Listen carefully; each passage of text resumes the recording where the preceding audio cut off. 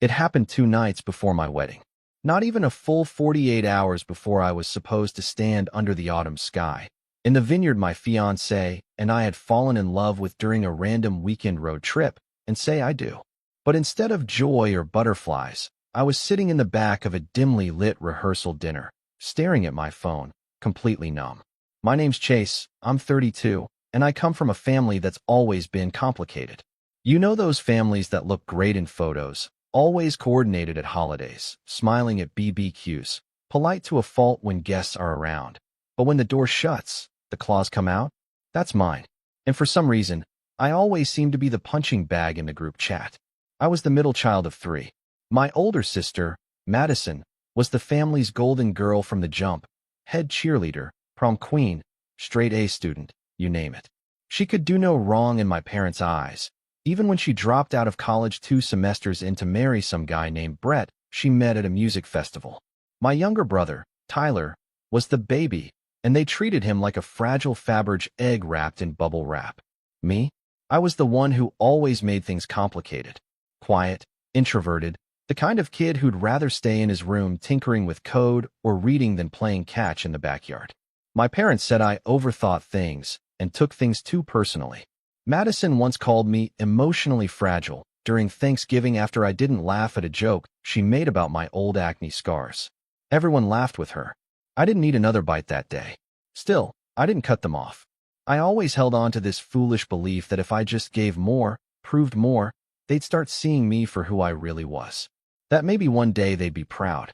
So when I started my own company at 27, a mobile app development firm that took off faster than I ever imagined, I kept most of it to myself. I didn't want to be the target of jealousy or mockery. I just quietly made a life for myself. And when I met Lauren, my now fiancée, it was like finally someone saw me. Really saw me.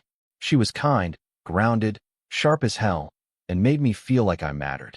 She didn't care about flashy success or how many zeros were in my bank account. She cared about how I treated the barista, how I talked about my day, how I lit up when I shared a childhood memory that wasn't painful. I proposed after 2 years. She said yes, smiling through tears. I should have known then that my family would find a way to ruin it.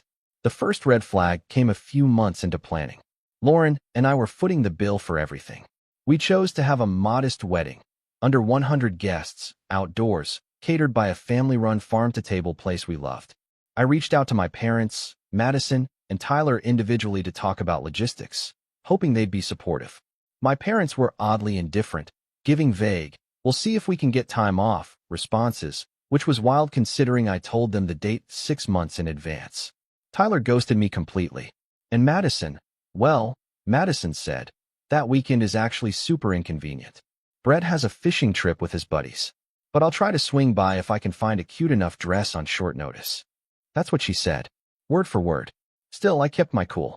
I told Lauren they were probably just being themselves and not to take it personally. But deep down, something had shifted. And then came the family group chat incident. A couple weeks before the wedding, Lauren sent out a cute little reminder message in our family group thread, just a lighthearted countdown with a picture of the venue and a note that said, "Can't wait to celebrate with all of you." She even added a champagne emoji. No one replied, not even a thumbs up.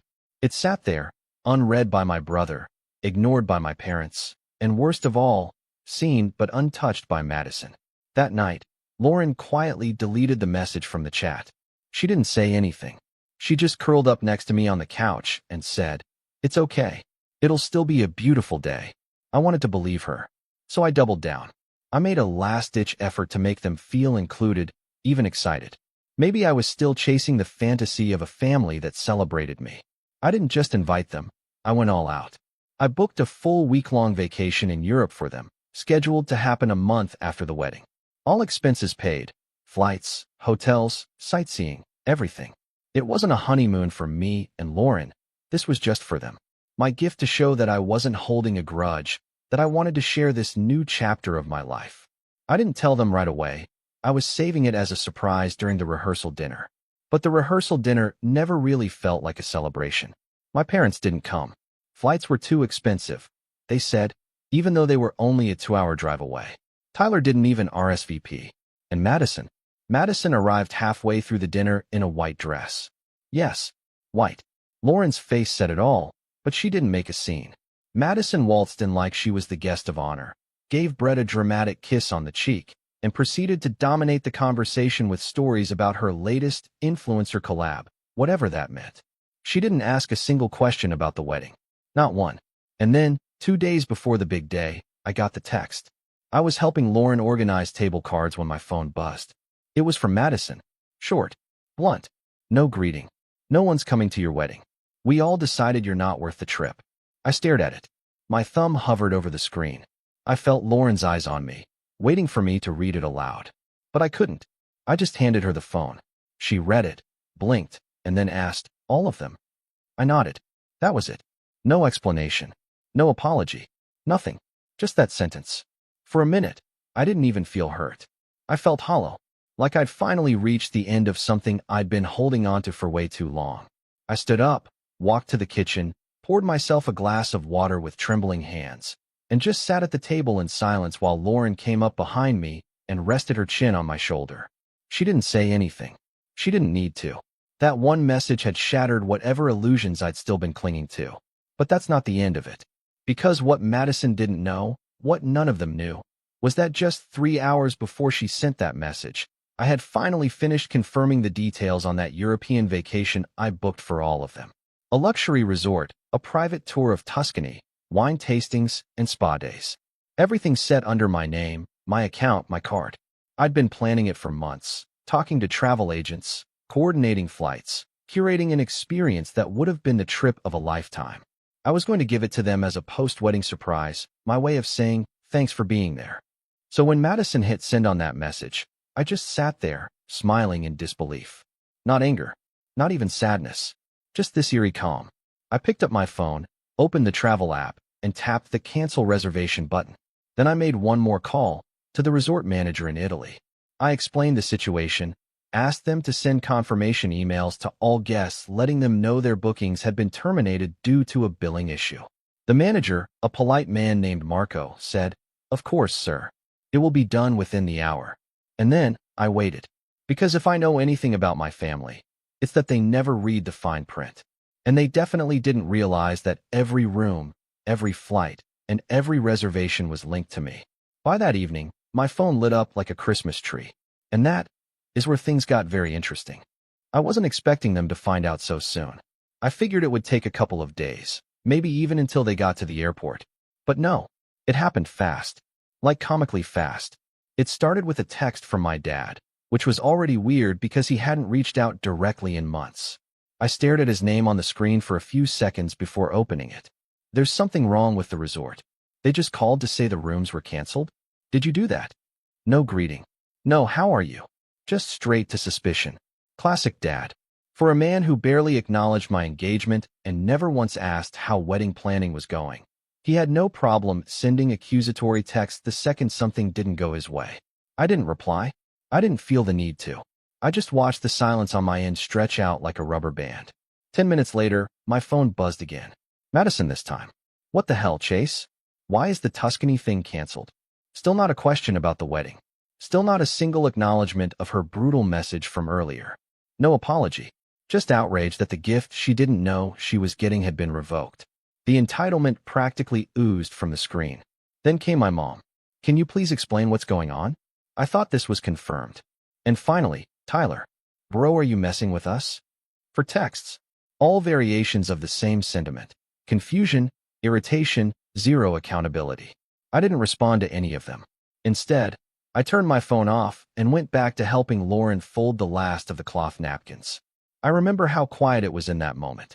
Just the sound of her humming, the soft shuffle of fabric, and this surreal sense of peace settling over me like fog. It didn't last. The next morning, I woke up to a phone buzzing so hard it had vibrated off the nightstand. I reached over groggily, plugged it back in, and turned it on. 33 unread messages. 6 missed calls from my mom. 3 voicemails from Madison, and a group chat that had suddenly sprung back to life after weeks of radio silence. They were furious. Apparently, Madison had shared the vacation news in the family group chat the night before, after I'd canceled everything. She hadn't realized it was no longer active. She sent some over-the-top message like, Chase just dropped the most insane gift for the fam. All-inclusive Tuscany trip next month. Guess he's not such a weirdo after all. I didn't see it, but Lauren's friend Hannah, who was still in the group chat for some reason, screenshotted the whole thing for me. Madison posted that at 6:12 p.m. At 6:37 p.m., someone posted a screenshot of the cancellation email. Dear Mr. Thompson, we regret to inform you that your upcoming reservation has been canceled due to a change in payment authorization. Cue chaos.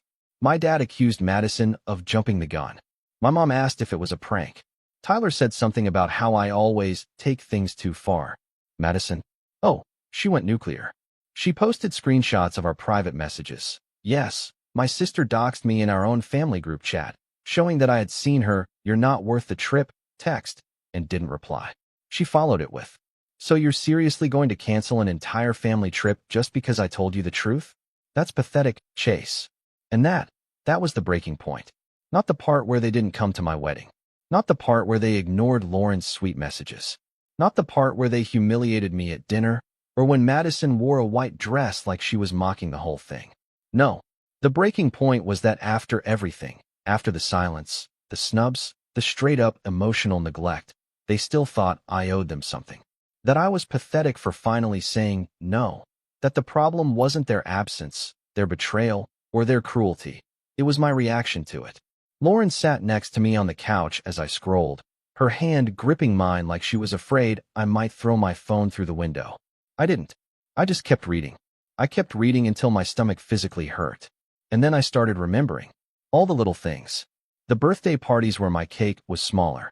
The time Madison got a new iPhone for Christmas and I got socks. The way my dad would joke in front of his friends that I was the family introvert. You know, every family's gotta have one. The time Tyler crashed my car and my parents made me apologize for leaving the keys out. The dozens of little reminders over the years that I was somehow less. And I realized something that hit harder than anything else. They didn't just ignore me. They never actually saw me. I had spent 32 years trying to prove I was worthy of being part of a family that never really wanted me to begin with. I didn't cry. I didn't scream. I didn't even respond to the messages. I just set my phone down, looked at Lauren, and said, I think I'm done. She nodded like she had been waiting for me to say that for years. I thought maybe that would be the end of it. That they'd get the message, literally and figuratively, and leave it alone. Nope. By that afternoon, I had voicemails from extended family. My mom had apparently called my Aunt Denise, who lived 3 states away and who I hadn't spoken to since high school, to complain that I was spiraling. Denise left a voice message that started with, Hey honey, it's Aunt D. I heard you're having a little moment, and went on to say how family is forever and how I shouldn't let petty things ruin relationships. Petty things. Petty? I nearly laughed out loud. But the laughter died fast when I got a Facebook message from my cousin Riley, who I hadn't seen since his bachelor party in 2019. Dude, what happened with the trip? My mom said your mom said you're in some kind of fight? Should I cancel my PTO? I didn't even reply. I had been quiet for so long, so accommodating, so willing to bend and stretch and give without asking for anything in return. But now that I had finally stood up for myself, just once, with one click of a cancel button, they were treating it like I had burned the whole family tree to the ground. And that's when I realized maybe I had. Maybe I finally lit the match they had been daring me to light for decades. But here's the thing. That wasn't even the real betrayal yet. That came the next morning.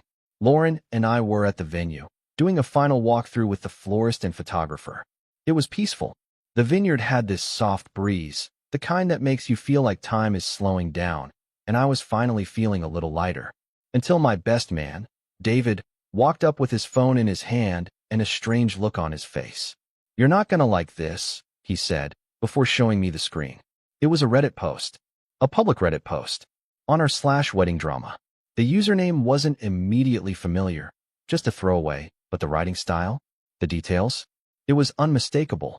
Someone had posted a story about a controlling tech bro groom who weaponized money to manipulate his family and canceled an entire European vacation out of spite because his sister couldn't make it to his overpriced wedding. And the kicker? They posted photos. Of me. Of Lauren. Of our venue. They blurred out our faces, but barely. The comments were brutal.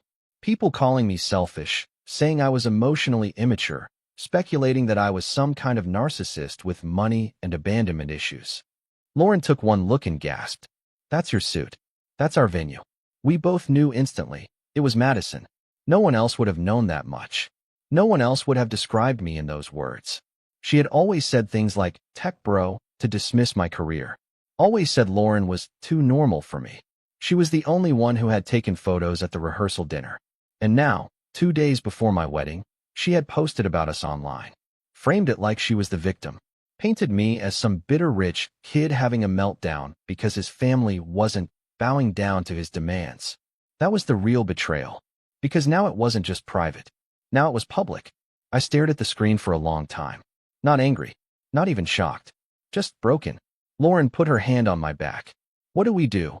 I looked at her, my jaw clenched so tight it hurt. And I said the only thing I could think to say. "I think it's time they learn what consequences really look like."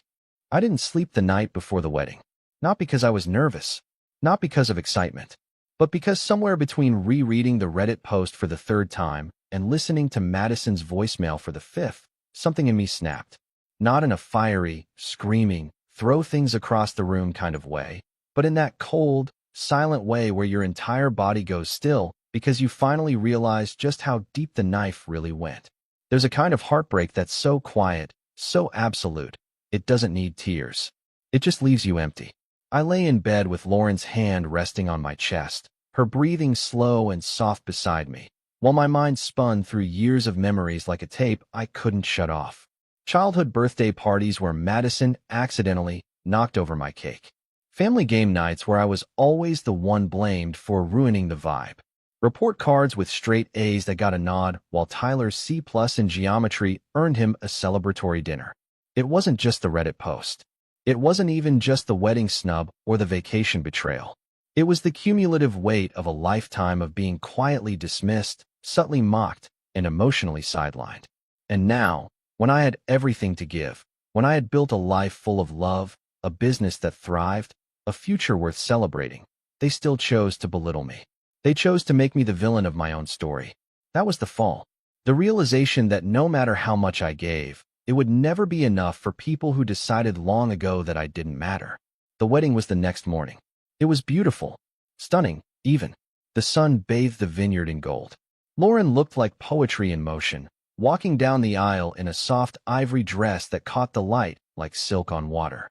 The guests, friends, colleagues, chosen family, clapped and cheered and wiped tears during our vows. There was laughter, dancing, speeches that made us cry for all the right reasons. Not one blood relative of mine was there. Not a single one. But for the first time, it didn't feel like something was missing. It felt intentional. Like the people who mattered were the ones who chose to show up. Not out of obligation, but love. Not because they shared my DNA, but because they shared my heart. Still, even in that joy, the betrayal lingered. I caught myself glancing at my phone during the reception more than once, half expecting another message from my mom, or a new passive-aggressive comment from Madison, or a Reddit thread titled, "Update. Groom has a meltdown during wedding." But nothing came, and the silence said everything.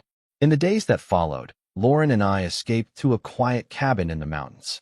No service, no distractions, just us, a fireplace, and fresh air that felt like it could heal old wounds. We didn't talk about my family much at first. We just existed. We slept in, made pancakes, played board games, and sat on the porch wrapped in a shared blanket as the sun set. And slowly, I started to breathe again. Not the shallow, bracing kind of breath you take when you're waiting for the next emotional gut punch, but the deep kind. The kind that fills your lungs and stretches your ribs and makes you remember what it feels like to exist in your own body. That was the beginning of the rise. Not dramatic, not instant, just quiet steps back into myself. When we got back from the cabin, I muted the family group chat, archived the texts, unfollowed Madison on every platform. I didn't block anyone, not yet. That felt like giving them too much space in my head. But I did what I needed to do to create some distance. And then, I started rebuilding. Not in the way people imagine when they think revenge. There was no montage of me hitting the gym or launching a new company or buying a sports car. I didn't suddenly reinvent myself overnight. What I did was simple. I started choosing peace. I met with my team at work and told them I was going to take a step back from day-to-day operations. I promoted my CTO, the brilliant and loyal friend who had been with me since day one, and gave him the reins. I didn't want to live in meetings and stress anymore. I wanted to create again. So I opened a side project, something small, personal, an app to help people set boundaries with family. It was half joke, half serious at first. A digital, no-contact planner with reminders for self-care, guided journaling prompts, and even scripts for saying no. Lauren thought it was hilarious and brilliant. We brainstormed late into the night, laughing as we mocked up potential features like toxicometer, rate your family's drama level today. I didn't expect it to take off, but it did. Within a few months, we had tens of thousands of downloads. Emails poured in from people who said it helped them walk away from abusive parents, or navigate difficult conversations with narcissistic siblings, or finally, make peace with their own decision to cut ties. It gave me purpose. It gave me voice. And it gave me a community I didn't even know I needed. People who got it. Who didn't say, but they're your family, or you should forgive them. People who said, you deserve better. And slowly, I started believing it. Lauren was my rock through all of it. Not just in the way she supported me, but in the way she never tried to fix me. She didn't offer platitudes or try to rationalize their behavior. She just listened, held my hand when I needed it, told me, you're not crazy. You're allowed to be hurt. You're allowed to let them go. And letting go became a process. I stopped checking the family chat. Stopped wondering if they'd ever apologize. I stopped rewriting old conversations in my head, trying to figure out what I could have said differently to make them love me the way I deserved. I even stopped checking the Reddit post. But one afternoon, about 6 weeks after the wedding, I broke that rule. It was raining. Lauren was out shopping. I had just finished a call with a nonprofit who wanted to partner with my app. I should have felt proud, fulfilled. But I felt this tug, that old wound whispering. They're still out there, telling their version. So I opened Reddit. The post was still up, still gaining traction. But something had changed. Buried among the top comments were new voices. People who had seen our wedding photos on Instagram, who knew Lauren and me personally, who were pointing out discrepancies in the story. She left out the part where she texted her brother that no one was coming 2 days before the wedding. Didn't she wear white to his rehearsal dinner? I know Chase. He's one of the most generous people I've ever met. The narrative was shifting, not because I fought back, but because the truth has a way of rising, even when you're silent. That gave me the final push I needed. I opened my contacts, scrolled to Mom, deleted the number, did the same for Madison, and Tyler, and Dad. And as I watched their names vanish from my screen, I didn't feel sadness. I felt clean, like taking off a heavy coat you didn't realize you'd been wearing in summer heat. It was over. The part of my life where I begged for scraps of affection from people who never saw me. Now, I had a wife who loved me fiercely, a business that made a difference, a future I got to build on my terms. And most importantly, I had peace. But don't get me wrong. This isn't where the story ends. Because just when I thought I was done with them, they came back. Not with an apology, not with remorse, but with demands. And that was their final mistake. It started with a letter, not a text, not a voicemail. A letter, mailed, stamped, delivered to my house in a plain white envelope with no return address. Just my full name, printed neatly, almost politely. At first, I thought it was junk mail. But when I tore it open, a single sentence in familiar handwriting slid out and hit me like a punch to the ribs. You've made your point. Now undo the damage. No greeting. No apology. Just that. It was from Madison. I knew her handwriting. Slanted, aggressive, overly loopy on the Y's and G's, like she was trying too hard to make it look feminine. I stared at the letter for a long time. I wasn't even angry. I was fascinated. Like watching someone dig their own grave in slow motion. Lauren found me sitting at the kitchen table, letter in hand, eyebrows slightly raised. Let me guess, she said, drying her hands on a dish towel. The ghost of Christmas entitlement past. I smirked. She wants me to undo the damage. Lauren blinked. The damage she caused? Apparently not. I folded the letter carefully and placed it on the table. Then, without saying anything, I walked to my office, opened my laptop, and clicked on a folder I hadn't touched since the week before the wedding. It was labeled contingency. See, here's the thing. I don't believe in revenge for the sake of revenge. Not anymore. I'd done the petty thing already. Canceling the trip, going silent, letting them stew in the consequences of their own cruelty. That was about self-preservation, drawing boundaries, reclaiming dignity. But this was different. Madison didn't just want forgiveness. She wanted a reset. She wanted me to unwrite history. She wanted control back. And that made this more than personal. It made it strategic. So I opened that folder. Inside were screenshots, recordings, emails, and social media backups. All things I had quietly archived over the years. Not out of paranoia, but because some part of me knew this day might come. When you grow up around manipulation, gaslighting, and selective amnesia, you learn to keep receipts. There was an email from Madison calling Lauren a placeholder until someone better comes along. A group chat transcript where my mom suggested that inviting Lauren's family to Thanksgiving would make things awkward. A voice memo Tyler accidentally sent me during a camping trip, where he joked with his friend that Chase only gets invited to things so mom doesn't feel guilty. I had enough evidence to build a case against every single one of them. But I didn't want revenge for its own sake. I wanted clarity. I wanted them to understand, viscerally, that I was no longer the quiet kid in the corner who they could walk all over. I was a man with power, with resources, with a platform, and now, with a plan. The first thing I did was loop in David, my best friend, and now the only person besides Lauren who had seen the full scope of the family's meltdown. "You sure you want to do this?" he asked, nursing a coffee across from me at our favorite cafe downtown. I nodded. I don't want to hurt them, but I want to make it impossible for them to keep rewriting the story. He raised an eyebrow. "So, like a truth bomb?" "Exactly. Controlled. Precise. No chaos. Just facts." David leaned back, a slow grin spreading across his face. "All right. I'm in." Over the next week, we got to work. Lauren helped me compile a timeline, not just of recent events, but a full history. Every slight, every betrayal, every lie, recorded and dated. We didn't embellish. We didn't dramatize. Just cold, hard documentation. Meanwhile, David used his connections in the media. He was a freelance editor for a few major lifestyle sites and helped me pitch a story. Not a takedown, a perspective piece. We framed it as what it's like to be the scapegoat child at your own wedding. Anonymous. First person. Raw. Honest. The kind of story that lives in the gray area between heartbreaking and eye-opening. Not accusatory, but unflinching. The editor loved it.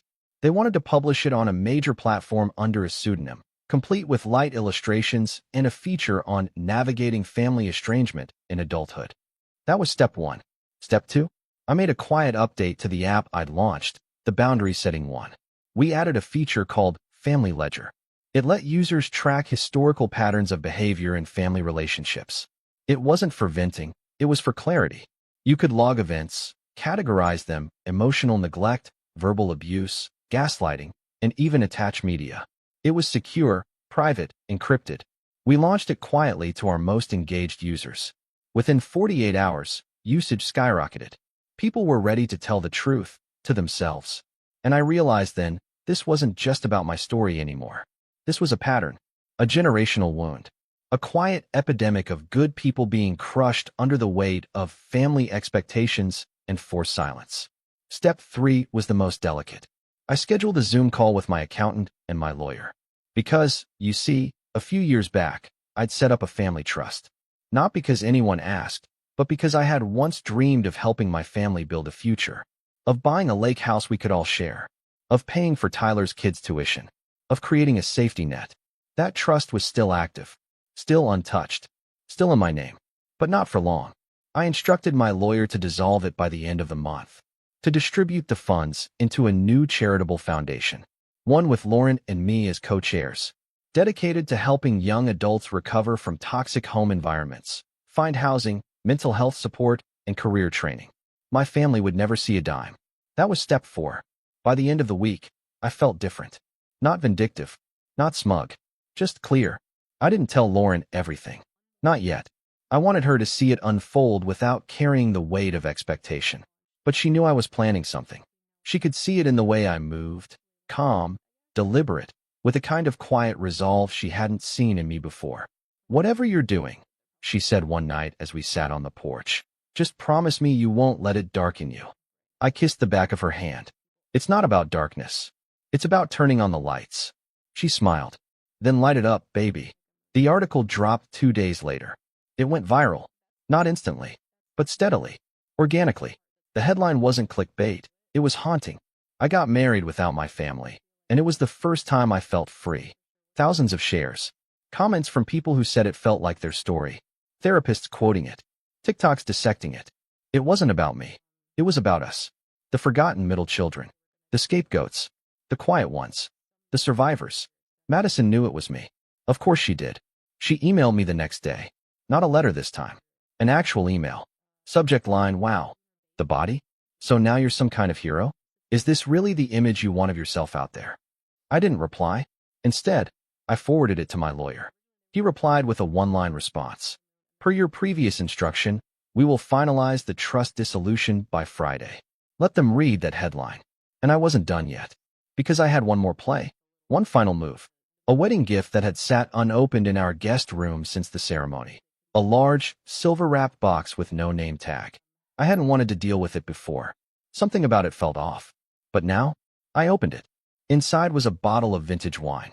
Expensive, rare, and a handwritten card that said, "Congratulations.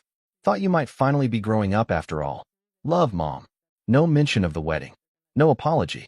Just a backhanded pat on the head. That's when I knew. The time for silence was over. I didn't need to scream. I just needed to show them who I had become. It all unfolded slowly. Not with a bang. Not with screaming matches or door slams or police reports. No viral expose.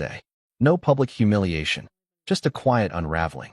A series of consequences so well planned, so calmly deployed, that by the time they realized what had happened, they couldn't even figure out where it all started.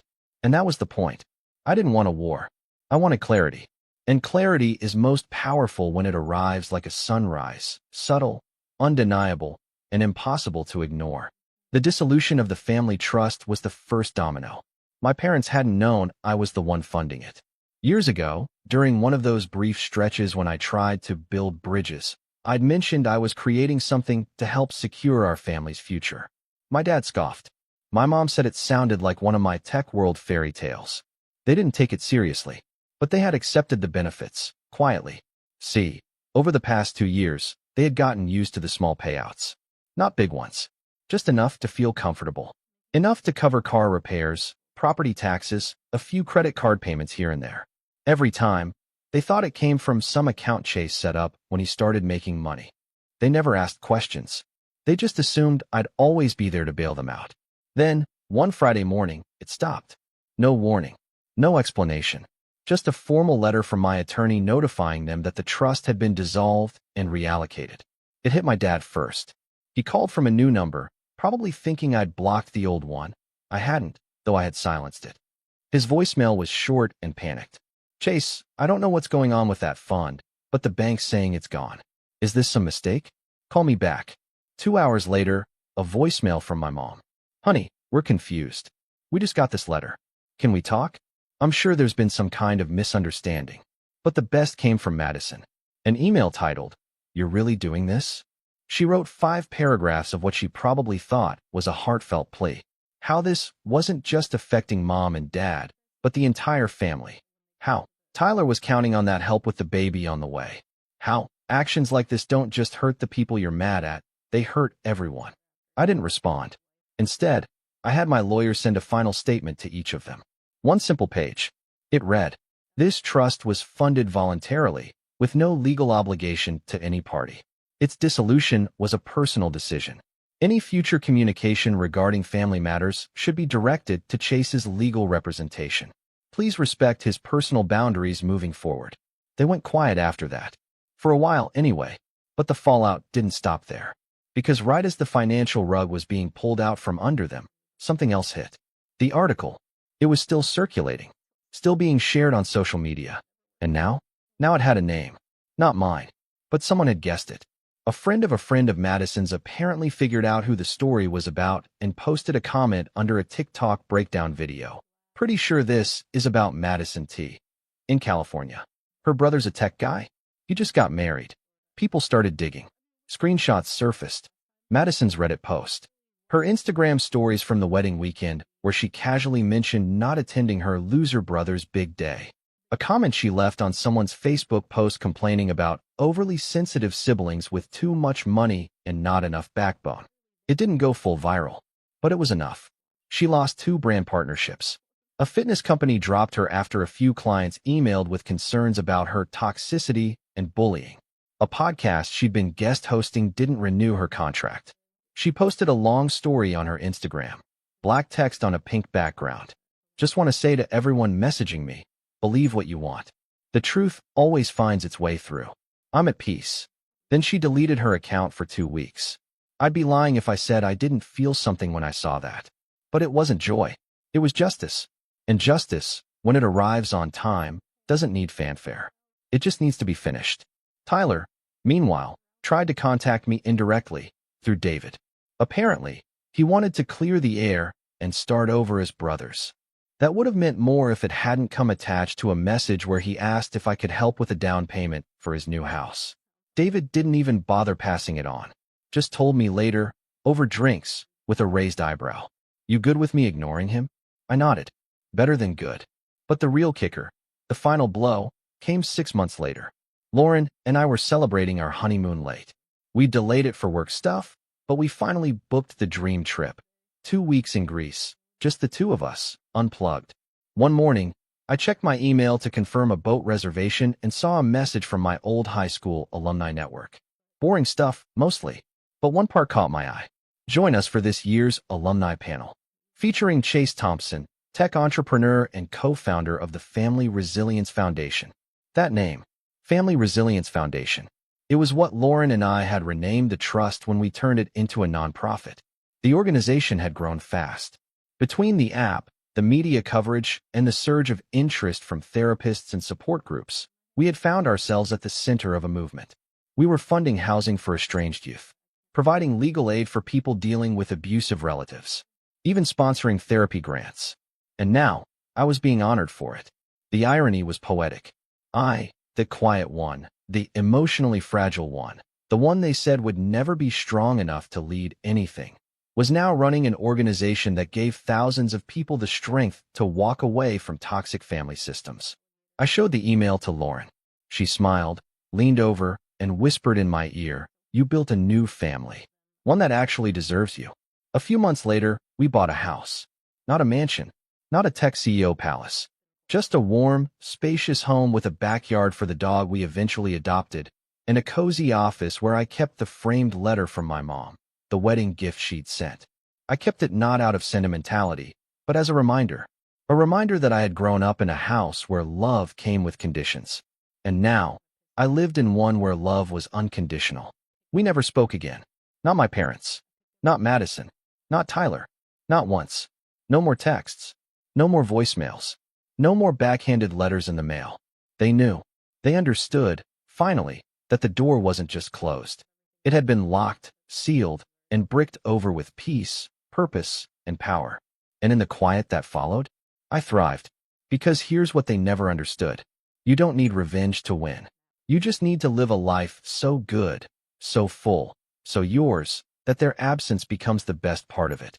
And mine did. The last time I ever heard from any of them was a holiday card from a distant cousin who wrote, "Your mom says hi." I didn't reply. I just folded the card in half, tossed it in the bin, and walked out to the backyard, where Lauren was laughing under the fairy lights, glass of wine in her hand, calling our dog back inside. She turned, caught my eye, and smiled. That's when I realized. They didn't lose me because I changed.